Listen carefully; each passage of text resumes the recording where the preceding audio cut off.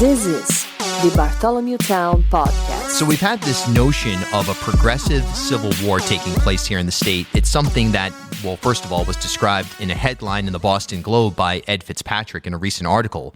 But it's something that has kind of permeated into our mainstream daily discussion, stemmed from the recent announcement of Matt Brown entering into the gubernatorial race in the Democratic primary set for next September here in Rhode Island, and just generally set into motion by this notion that there are, quote unquote, the progressives here in the Ocean State. Now, a lot of this stuff has been personal beefs that's been playing itself out on Twitter and in other circles, but some of it is legitimate in the sense that there are different opinions and different ways of looking at how to attain and achieve some of the goals that the progressive movement, as it's often called, set forth. And I think one of the obvious fault lines to look at here in Rhode Island in this area is that of Dr.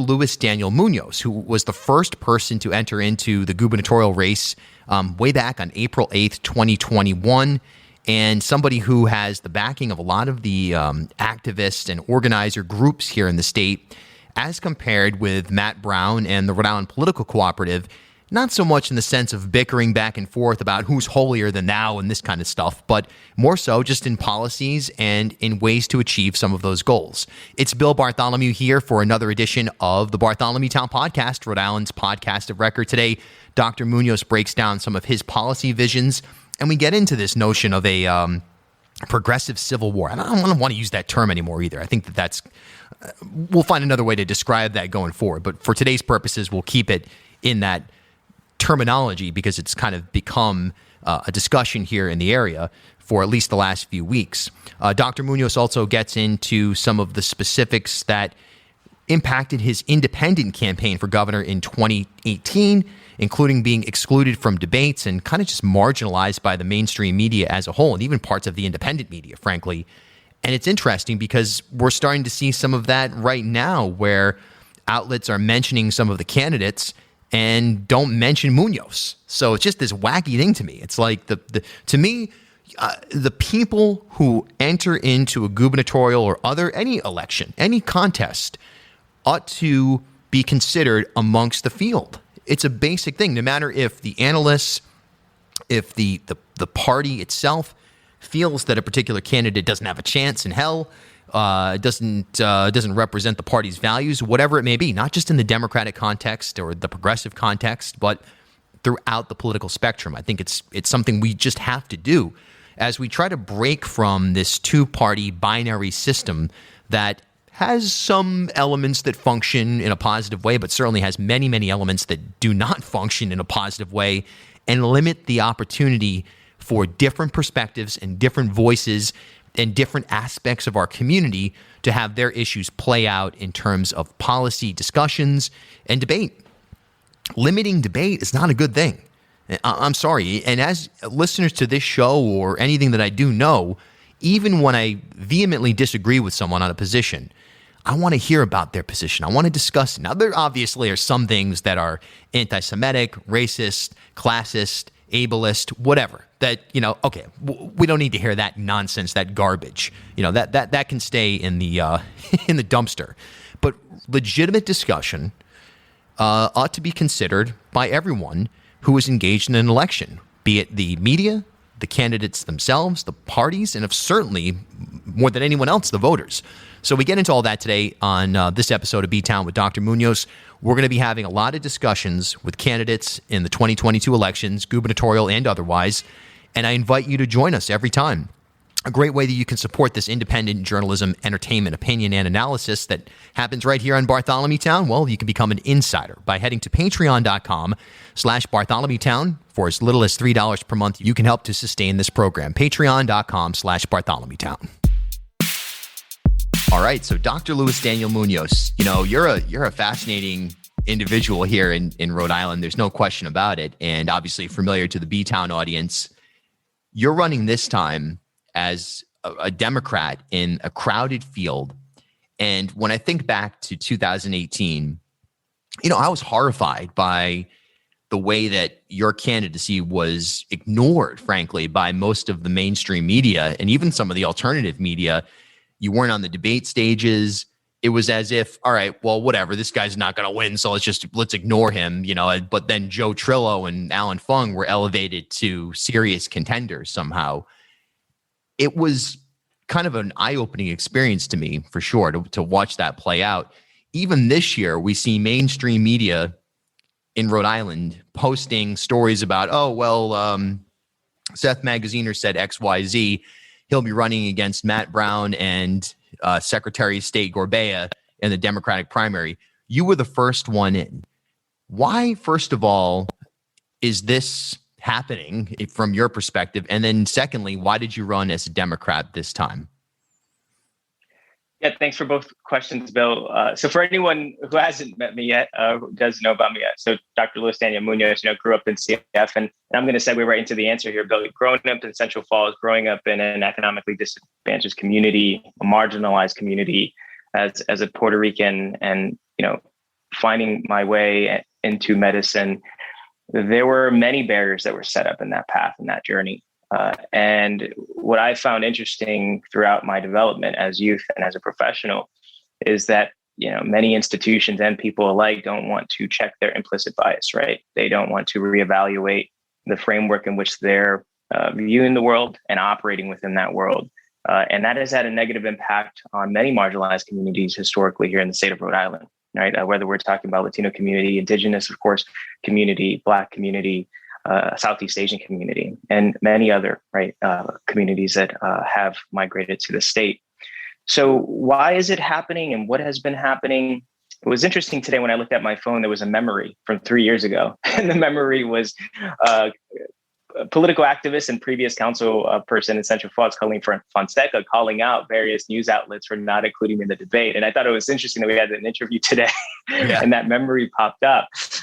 But one thing that's concerning, and I just want everyone to understand that this is happening, is you have Hispanic Heritage Month, and then you have a mainstream media outlet like Channel 12 not acknowledge my candidacy as having been the first to announce.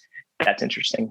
Channel 10 had an article, same. Lively Experiment had a recent discussion where all of the candidates came up except my name.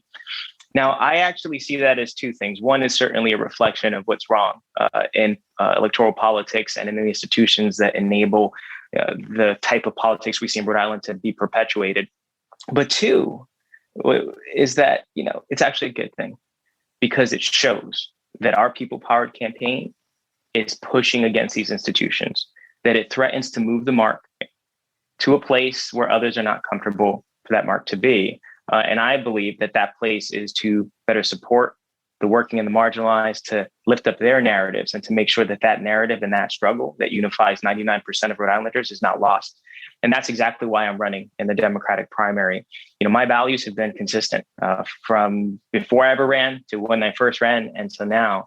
And my perspective on the corruption and cronyism that it is within the both Democrat and Republican Party is still very, very much a perspective that I have. I think that does exist. I think that,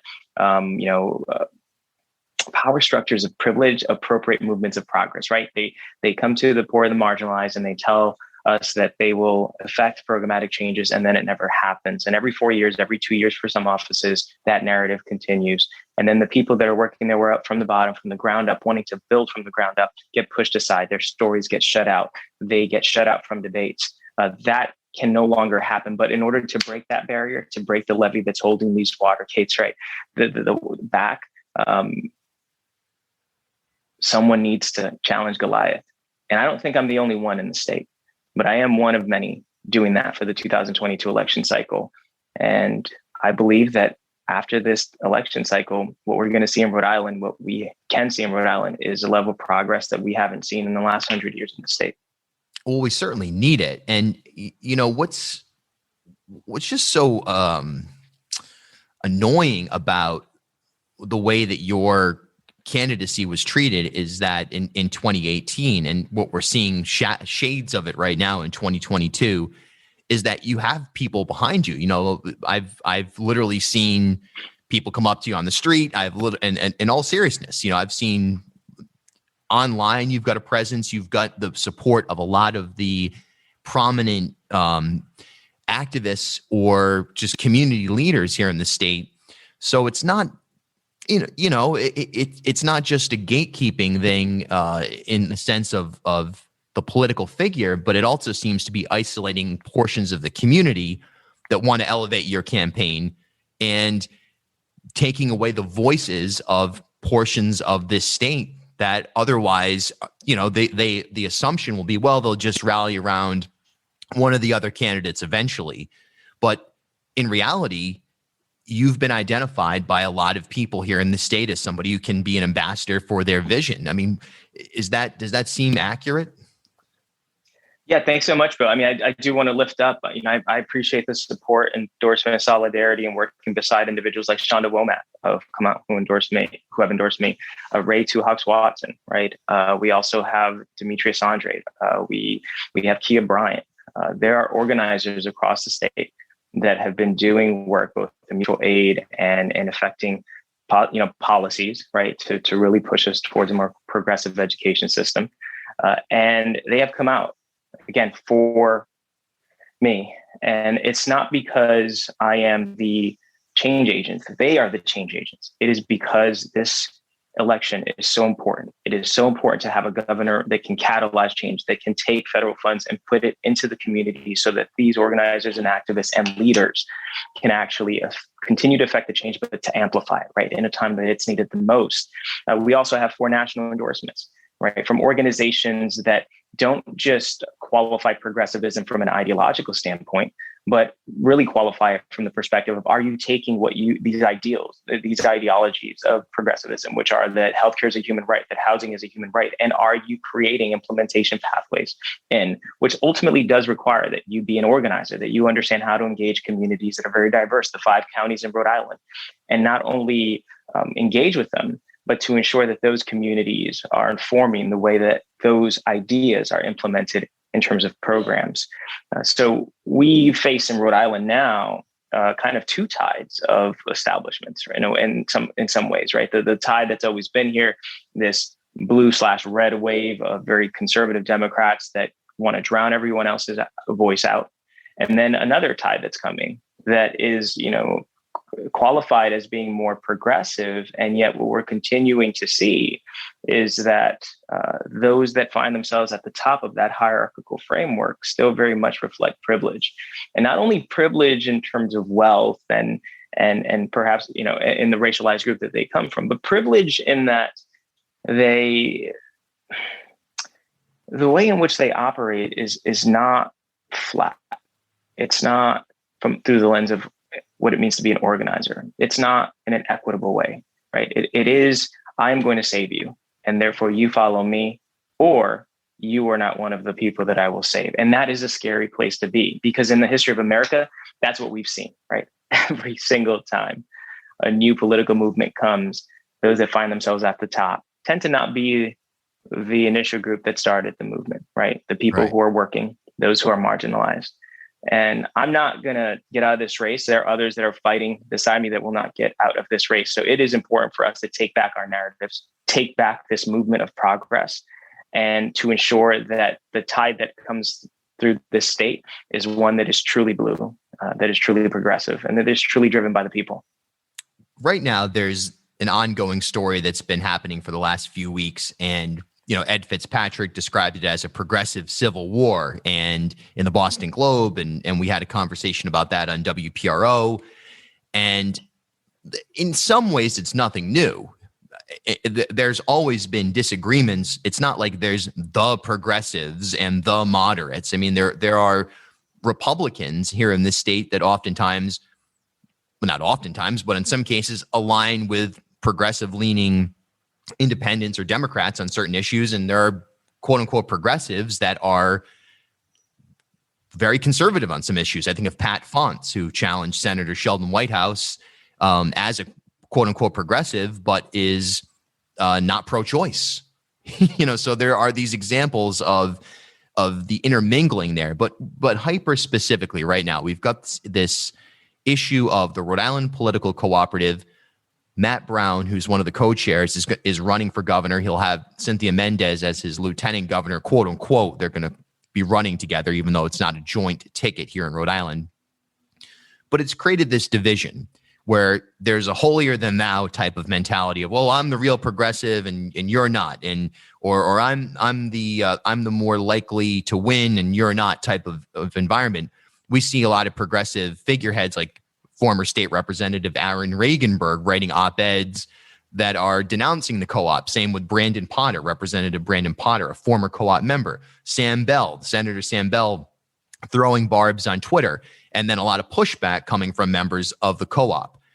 How do you fit into this? Because to me, I look at this and I say, well, you were in this race first. And if anybody has room to challenge the co-op and vice versa, it should be you and Matt Brown on ideological and specific issues. But instead, we've gotten into this kind of cloudy, murky, headline grabbing type of conversation. How do you unpackage all of that? Yeah, I mean, it's not easy to unpack. I'll start by saying that while this back and forth has been going on in the airways, I've been supporting eviction clinics. I've been trying to continue to do the work in not only campaigning, but in ensuring that the way that I campaign is a reflection of the way that I will govern. And a lot of political operators tend to say how you campaign is one way and how you govern is another. And I think that's part of the problem in this state, that you have a lot of empty promises, you have a lot of hyperbole, and then ultimately a lot of compromising that's actually taking place in how the transactional nature of politics. And when people get into office, they continue that, right? They continue speaking without implementing, promising without delivering, and playing at the expense of Rhode Islanders and working in the marginalized, especially.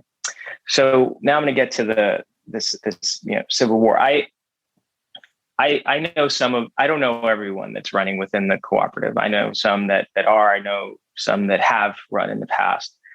I think that there are certainly people that want to do good by their communities. I think that there is nuance that I would love to see captured in the individuals based on their lived experience, based on their understanding of the communities. So the notion that everyone says the same thing, follows the same rule, has the same implementation path, I don't know how that would work. I certainly hope that we start seeing some variation of how free healthcare looks in South County compared to how it looks in Providence County. I am of the general belief that moving forward, anyone who's going to be doing work that is programmatically progressive, I'm going to be beside them, even if they don't necessarily want me there. Right? I'm still going to work. I'm still going to do the work. The kind of structure, the concerns, the setups, I see two sides fighting, but I don't know which side is willing to challenge the entire nature of electoralism, right? The fact that, again, these hierarchical frameworks, the picking winners and losers, the supporting some who tend to reflect privilege as compared to others, who is willing to challenge that? Because I did announce April 8th, and I am seeing movements take place that are that they don't take into account the work that's actually being done, that don't take into account the community leaders that are not only reinforcing the work that has been done, but are standing beside me, right? Knowing that we can do more work together, especially when I'm governor. So who's willing to step outside and do something about that? Moving forward, I think what's important for me is for anyone that's running, whether it's in the cooperative, whether it's in Working Families Party, to know that I'm committed to this racing to Rhode Island beyond this race. And, what we need now to create resilient communities is to ensure those federal dollars are allocated to programs, right, that can benefit us, even if the economic times get worse, which they likely will.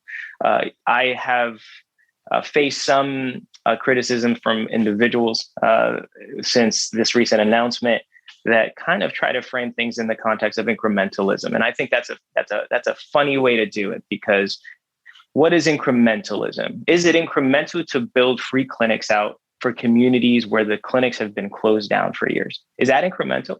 Is it incremental to say that if we want a single payer system, if we want Medicare for all, which is that's used at the federal level. When we talk about state, it's state-based single payer. But let's draw the bridge. If we want to get to Medicare for all, let's create national change at the local level. Let's show that we can have a state-based single payer system that works. And if that's going to work, we need community health infrastructure. We need to make sure that we can have preventive medicine, practiced and accessible, that we can help people manage their diabetes and heart disease in an accessible way where they can walk to clinics, where mental health is more accessible, where addiction services are more accessible, where kids in schools have more mental health workers. The ground up. That's how we build healthcare up. And that's how we ensure that healthcare is practiced as a human right, and where we can then build into a single payer system where the state completely administrates the funding, right, and the pricing points for the services and the drugs. So I said that really long thing to come back to the beginning, which is that is not incremental. That is bold change, and it is programmatic change, and it is not hyperbole, and it is not just ideological.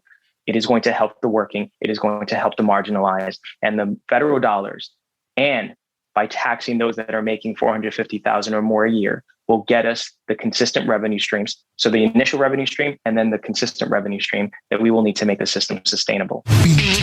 Give me a follow on Twitter and Instagram at Bill Bartholomew. Yeah, and we hear so often from certain sectors, well, if you tax people who make more than, let's say, $450,000, you'll have this mass exodus to Florida or something like that, where in reality, the numbers just don't show that. And when you talk to some folks who are super wealthy or pretty wealthy, they'll say, well, the reality of picking up and starting from scratch is also an extreme expense. And even though the housing market is in a good place right now, if you're an owner and you're trying to sell, it's expensive. So that notion doesn't really hold up. Let me ask you this.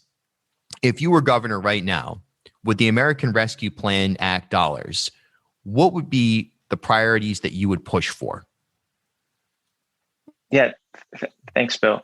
So I would be advocating again for healthcare infrastructure. Whenever we hear infrastructure, we have to understand we're still in this pandemic. It's not over. COVID continues to evolve. We cannot continue to invest in temporary healthcare sites. McCoy cannot be the permanent, testing site for Rhode Islanders. We need legitimate community health infrastructure that's free and accessible. There's a significant portion of dollars that should go into that, and with legislators, a significant amount of work that we should be doing to push back against insurers and to set additional price points on pharmaceuticals. It has to be multi-pronged, but from an infrastructure standpoint, for any people out there that are thinking about what we are going to build and what programs we will create, it starts there. Second, supplemental minimum wage program. So think about universal basic income in a programmatic way that specifically targets and supports minimum wage earners. So there's language in the American Rescue Plan Act that allows for like premium payments. And so the question becomes, can that language be used to redirect Commerce Rhode Island to micro businesses, the 30,000 businesses, 30,000 plus in the state that have less than 10 employees? And so how do we do that? How do we direct commerce to support those businesses, to help them reduce their overhead, right? So that they can not only survive, but hopefully scale and thrive while helping the minimum wage earner? Well, the simple answer is get minimum wage earners to a livable wage. And that is not $19.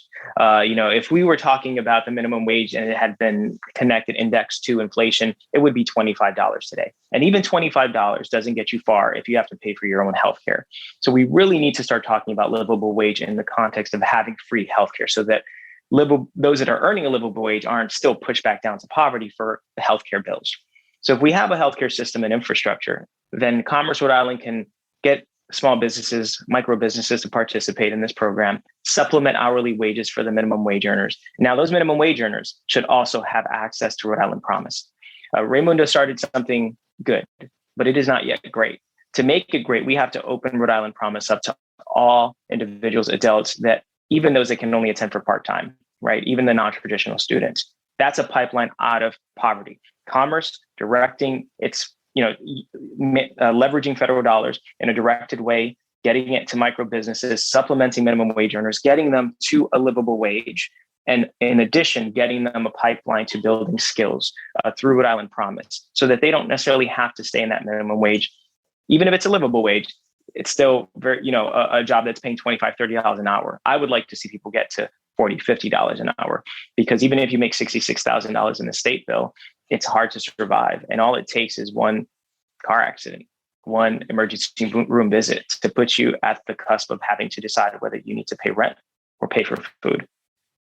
Yeah, and that's totally unacceptable. That is such a bold, talk about bold, imagine going out and pushing that on a regular basis, $40 an hour minimum wage. I mean, there's people who would just scoff at that. But then, hey, look, the reality of our economic environment is that we're heading in a place where that is going to be the standard sooner or later, especially as we look at inflation increasing. Yeah, but again, Bill, it's really, how do we create a supplemental minimum wage program that gets people to 25? But if they go through Rhode Island Promise, if they build skill sets, what we're really interested in doing is building a talent pool where they're choosing their path, right? Integrating everything in Rhode Island Promise, all the skills programs under one umbrella. And as our talent grows, we bring another tax base to the state, industries that want that talent. For the past 10 plus years, we have had administrations that are trying to they give deals to corporations, they give tax dollars to corporations, or just avoid those tax dollars ever coming to us with the promise of 10, 20 jobs. And those jobs never come. But the thing is that now we're trying to get Rhode Islanders to fit in those jobs. And that becomes the excuse. Well, there are not many Rhode Islanders that have the skills to fit in this job, the Johnson & Johnson jobs, the GE jobs. And so we have to change direction here. We have to support micro businesses, help those minimum wage earners through that program, get into Rhode Island Promise, build a talent pool that attracts industries to us rather than us having to go out and court industries that really don't want to be here. Completely agree. I think when we look at economic development, too often we forget the fact that we have a population here that can be our greatest asset if we do the right things educationally, infrastructurally, healthcare wise, so on and so forth. All right, last couple of minutes here. As you assess the next really 11 months at this point, what is it that you want the average voter that doesn't know you to know about you that can help differentiate you from Matt Brown, Treasurer Magaziner, Secretary Gorbea, and presumably Governor McKee? Yeah, thank you for this last question, because it's the most important. Everyone's calling themselves a progressive. And I mean, everyone's framing their policies as progressive. And yet I think what they're really doing is showing which can be more palatable to a political establishment that does not really want to change. Which person is more tempered, which person is less aggressive when it comes to what progress might look like. I'm the candidate that will be aggressive. I'm the candidate that will push back. I'm the candidate that comes from a marginalized community, that comes from a poor background. And I am the medical doctor that, even having this professional experience, has been very upfront about the systemic racism that exists in healthcare and many other institutions, but also upfront about the solutions that we can implement to ensure that we're creating more equitable systems in healthcare, education, and in supporting local economies in the state that continuously don't have access to resources. Whether it's Newport County, Bristol County, South County, or Providence County, or Kent County, we have issues in the state that need to be addressed. And I'm the candidate with the courage to do it. The others have been insiders. The others have not, when they had the opportunity, pushed back. And so moving forward, I would like anyone listening to this interview to ask themselves, have you seen anything other than what I've described? Have you seen any of the insiders really push for changes that create sustainable systems for the next 7 generations? That's what I'm committed to. And as Governor of Rhode Island, that's what I'll be fighting for the working, for the marginalized, and for progress. Dr. Luis Daniel Munoz, candidate for governor in the Democratic primary coming up next September. Let's do it again soon. Thanks so much, Phil. Rhode Island's podcast of record, BTOWN.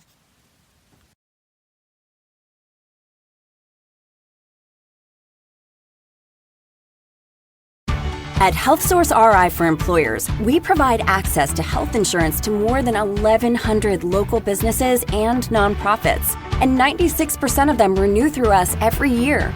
Maybe it's our choice of 19 different health plans, our 10 years of customizing solutions, or our one local team of dedicated experts helping employers find quality health insurance. See how our numbers stack up for you. Learn more at healthsourceri.com/employers.